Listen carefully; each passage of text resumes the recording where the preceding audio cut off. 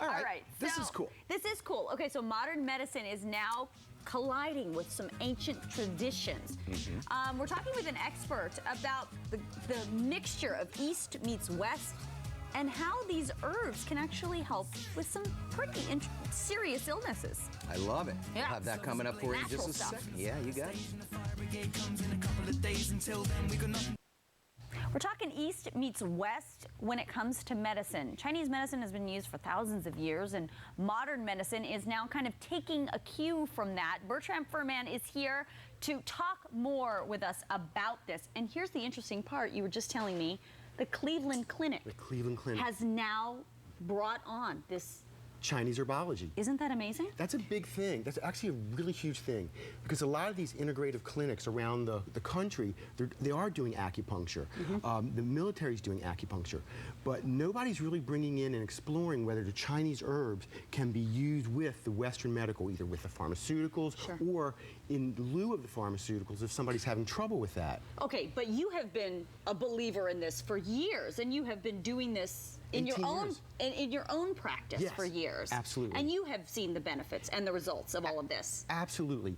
You know, Lisa, we're last chance medicine.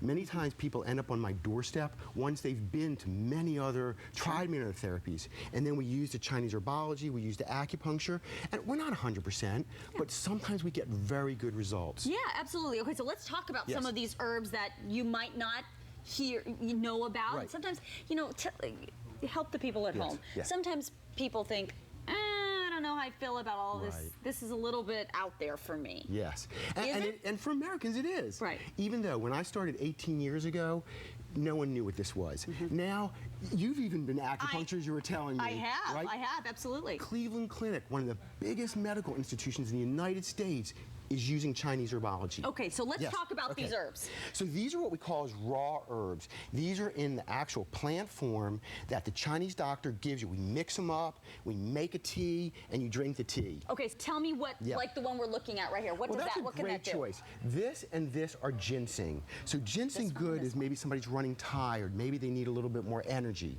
This is actually a very famous herb. This was in the news a while ago. It's called mahuang ephedra. And what was happening was people were abusing this. Like ephedra? Ephedra, oh, yeah. That's it, in raw form. And people were abusing it. Someone had heart issues. But when you use it correctly in Chinese medicine, it's good for asthma.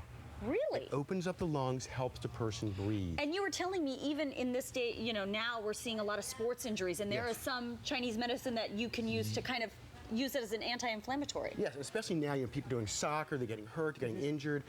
These guys here, they're called a di da jiao in Chinese medicine, a HIT medicine, and they're used for, that you rub it in and it brings more blood flow to the area, pulling away inflammation. Okay, let's talk about acupuncture, and you brought some of the little needles in. Now, people would get scared of all these millions of little needles. Now, to be fair, I have done this before because I have headaches. Yes. And it really, really helps. Yes.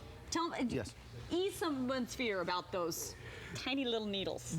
That's the point. They're tiny. They're so small and thin. And it's really not an issue anymore. They're only used once, they're pre-sterilized, and then they're immediately tossed away. Right. And it's not, look at how little they are. Here, look. So that's my fingernail, and that's how small they are. I mean, they're super, very small. Minuscule. Minuscule. Okay, but they do work. They work. They do work in the right pressure points. In the right positions. You see there's many points on the body that we use. There's over 400 points. We typically use around maybe 10 to maybe 15 needles during a single treatment. All right. Well, this is big news that it's moving forward in Cleveland Clinic and going to hopefully do a lot more good once more research is done on it. Yeah, and being in Cleveland Clinic means more funding happens. Yes. Once more funding happens, we can be really sure about the efficacy and safety, because that's always a big issue, is the safety. Yeah, it is. All right, Bertram, thank you so much for coming in and bringing all of this stuff. Great. We will be right back with more Good Morning San Diego right after this. Thank you, Lisa. Sure. So